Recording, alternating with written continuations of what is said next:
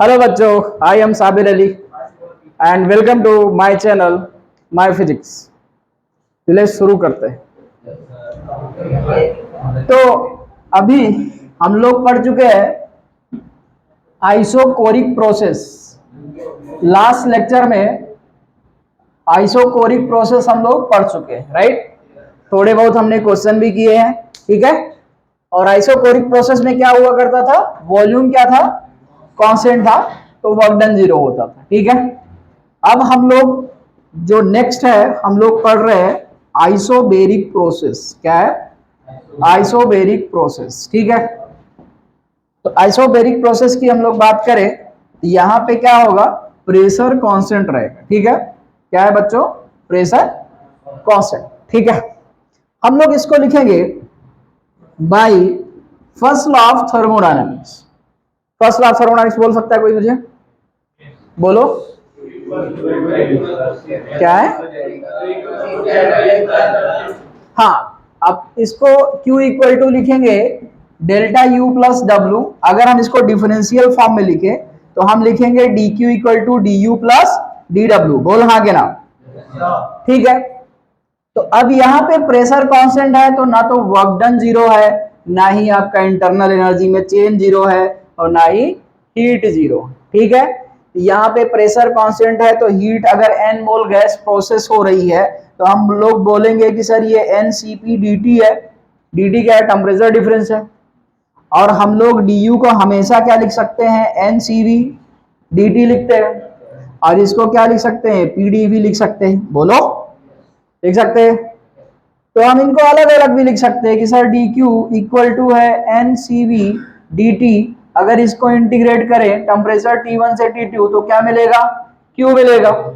तो हम यहाँ पे लिख सकते हैं sir NCV into dt T1 to T2 equal to Q। तो NCV ये इंटीग्रेट करेगा dt को तो क्या मिलेगा? T, और लिमिट कहाँ है? T1 से लेकर T2, तो क्या मिलेगा? Q। तो ये हो जाएगा NCV, अपर लिमिट रखेगा एंड देन लोअर लिमिट, तो ये क्या मिला आपको? Q। तो हम लोग इसको ऐसा लिख सकते हैं, गामा के टर्म में CV का वैल्यू बोलो मुझे। गामा के टर्म में CV का वैल्यू बोलो, R अपन गामा माइनस 1। तो ये है आपके पास Q। तो ये लिखेंगे N into R upon gamma minus 1 into T2 minus T1 equal to Q। और थोड़ा और सिंप्लीफाइड लिखें हम लोग तो हम लोग लिखेंगे NR into T2 minus T1 और अपन गामा माइनस 1। शायद हम लोग CP लिखना था क्योंकि Q है ना ये, तो हम लोग यहाँ पे क्या लिखेंगे? CP। गड़बड़ हुआ थोड़ा, ये CP है, ये भी CP है। तो ये होता है CP in terms of gamma क्या होता है? Gamma R upon gamma minus 1। तो यहाँ पे लिखेंगे N gamma R upon gamma minus 1 T2 minus T1। तो ये सिस्टम को या तो हीट एक्सट्रैक्ट कर रहा होगा या तो सिस्टम को हम हीट दे रहे होंगे। तो हम लोग हीट को आइसोबेरिक प्रोसेस में ऐसे लिखेंगे, ठीक है। अब हम लोग आते हैं इंटरनल एनर्जी में। तो du इक्वल टू क्या है? NCV dt। बोलो। तो हम लोग अगर u निकालना चाहें तो integral du equal to integral NCV dt और टेम्परेचर T1 टू T2। तो u इक्वल टू लिखूंगा NCV बाहर ले लीजिए और टेम्परेचर कितना हो जाएगा? वही हो जाएगा इंटीग्रेट करने के बाद T2 माइनस T1। बोलो यार। तो u इक्वल टू हो जाएगा n और CV का वैल्यू कितना है? R अपान गामा माइनस 1 और ये कितना हो जाएगा? T2 minus T1। बोलो। तो u इक्वल टू हम लिख सकते हैं NR, ये हो जाएगा T2 माइनस T1 और अपान gamma minus 1। And this is the internal energy in isobaric process and this is the heat in isobaric process, ठीक है। ये लिखो, फिर हम लोग वर्क डन की बात करते हैं। वर्क डन को हम लोग लिखेंगे okay dw equal to pdv। तो अगर हमको w चाहिए तो हम बोलेंगे कि integral dw equal to integral pdv v1 to v2। क्या कर रहे हैं? इंटीग्रेट कर रहे हैं। हेलो, तो समझ रहा है भाई? तो इंटीग्रेट करेंगे हम लोग इसको। तो इंटीग्रेट करेंगे तो ऐसा w equal to p into dv का क्या हो जाएगा? v, और अपर लिमिट कितना है? v2 और ये कितना? Minus v1। तो w इक्वल टू हम लिख सकते हैं p v2 माइनस v1। तो ये आपका वर्क डन, या W इक्वल टू अपन लिखेंगे P डेल्टा V, बराबर है।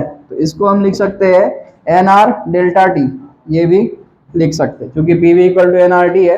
डिफरेंशिएट करेंगे तो आपको क्या मिलेगा, P delta V equal to NR delta T। N क्या है, नंबर ऑफ मोल है, R है गैस कांस्टेंट, और डेल्टा T है टेम्परेचर डिफरेंस। समझे?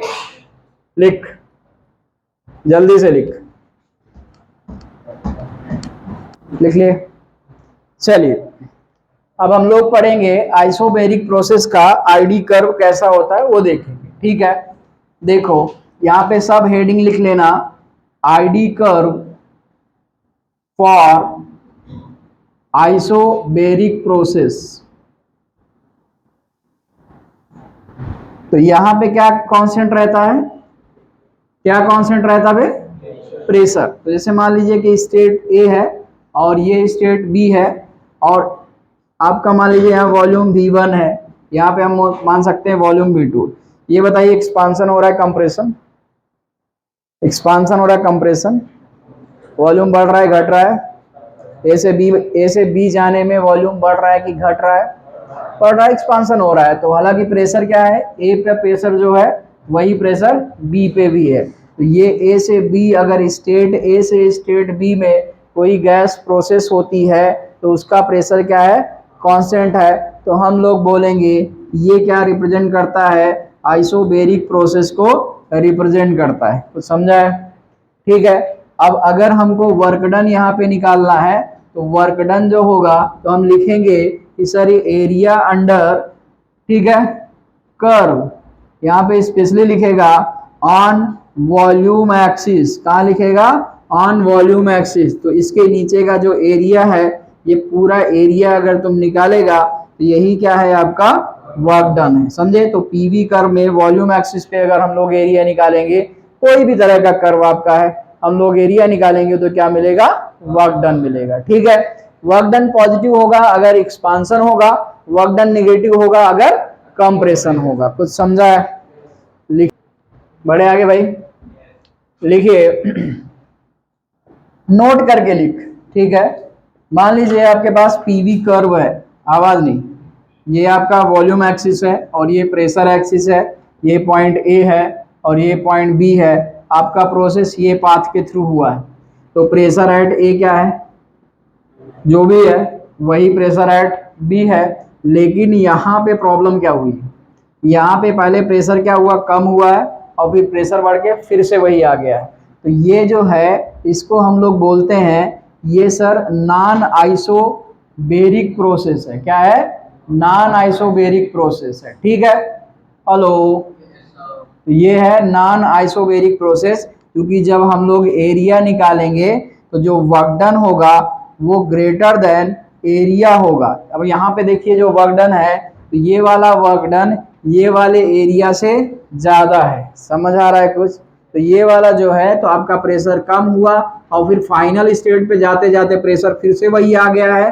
तो प्रेशर थ्रू आउट वेरी नहीं होना चाहिए, थ्रू आउट कांस्टेंट रहेगा तो ही वो आइसोबैरिक प्रोसेस होगा, अदरवाइज वो आइसोबैरिक प्रोसेस नहीं होगा। ये तरह का प्रोसेस क्या है, नॉन आइसोबैरिक प्रोसेस है। अब अगला हम लोग पढ़ते हैं आइसोथर्मल प्रोसेस। हेडिंग लिखिए, आइसोथर्मल प्रोसेस। ठीक है, आइसोथर्मल प्रोसेस की हम लोग बात करते हैं। ठीक है,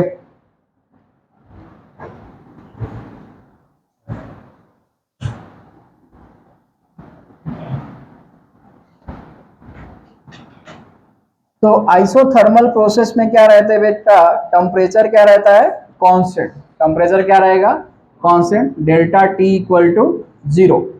तो हम डेल्टा यू को भी क्या मानेंगे, 0, बराबर है। तो चेंज इन इंटरनल एनर्जी यहाँ पे क्या रहेगा, 0। अगर हम बात करें कि from first law of thermodynamics, तो Q इक्वल टू कितना होता है, W plus delta U. Delta U क्या है आइसोथर्मल प्रोसेस में, 0 है। तो Q इक्वल टू कितना हो जाएगा, W के बराबर। हेलो, तो समझ आ रहा है? तो हम लोग इसको क्या लिखेंगे, P डेल्टा V लिख सकते हैं, लिख सकते हैं। या फिर हम लोग इसको और अच्छे से लिखें कि सर जो dW होगा वो PdV के बराबर होगा। बोलो। और हम ये भी जानते हैं कि PV इक्वल टू कितना होता है, nRT। बोलो। तो P equal to nRT by V लिख सकते हैं। बोलो। तो हम यहाँ पे लिखेंगे कि W equal to integral dW equal to integral nRT upon V dV, और वॉल्यूम कहाँ, V1 से V2। क्लियर है? चलिए देखते हैं आगे। तो अब ये मैं मिटा देता हूं। अब हमको अभी क्या निकालना है, वर्क डन। तो आइसोथर्मल प्रोसेस में जितना वर्क डन है वही क्या है, हीट है, चूंकि चेंज इन इंटरनल एनर्जी क्या है, जीरो है। बोलो न रे। तो हम लिखेंगे sir W equal to nRT, सब कॉमन है, integral dV upon V V1 to V2। आप मुझे बताओ 1 अपान x dx क्या होता था, क्या होता था, log x। तो W इक्वल टू हम लिख लेंगे nRT log V to the base E, limit कहां से, V1 से लेके V2। तो W equal to nRT log upper limit minus log lower limit to the base E, ऐसा लिख सकते हैं। हम ये भी जानते हैं सर कि nRT log m minus n होता है log m बाई n। बोलो ना भाई।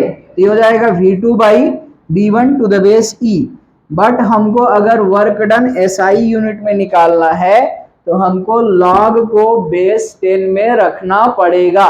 जब भी हम लोग log को SI यूनिट में यूज करेंगे तो कौन से बेस में रखेंगे, 10 में रखेंगे। तो जब हम लोग log E को बेस 10 में कन्वर्ट करते हैं तो बेस 10 में हम लोग 2.303 से मल्टीप्लाई कर देते हैं। ठीक है, ये हो जाएगा 2.303 nRT log V2 by V1 to the base 10।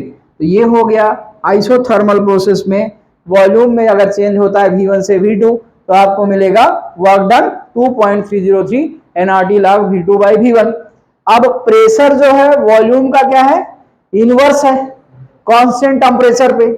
तो अगर यहाँ पे प्रेशर दिया है तो हम क्या लिखेंगे, W equal to 2.303 nRT log P1 by P2। तो लिख सकते हैं W इक्वल टू क्या लिखेंगे, प्रेशर के टर्म में 2.303 nRT है ना, log क्या लिखेंगे P1 by P2 to the base 10। और यही जो वर्क है ये किसके बराबर है, Q के बराबर है, क्योंकि चेंज इन इंटरनल एनर्जी क्या है, जीरो है। समझ आया क्या? लिख।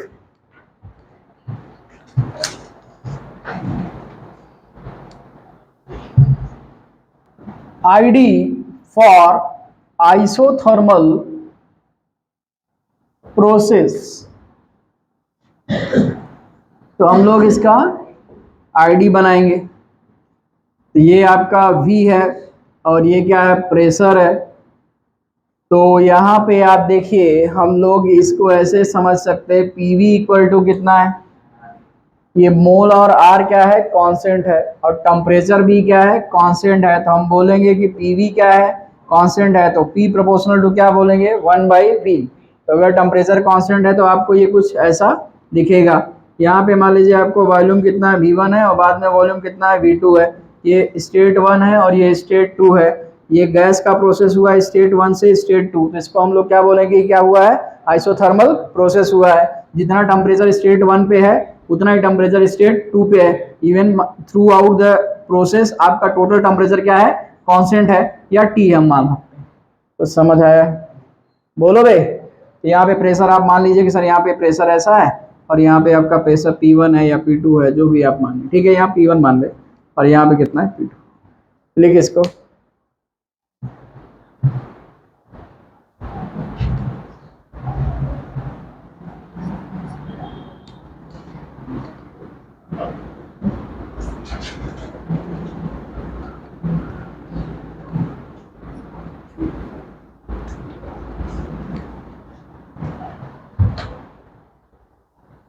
ठीक है,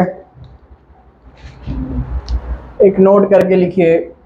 नोट ऐसा है बच्चों कि मान लीजिए आपके पास 2-3 गैसेस है जो आइसोथर्मली प्रोसेस हो रही है।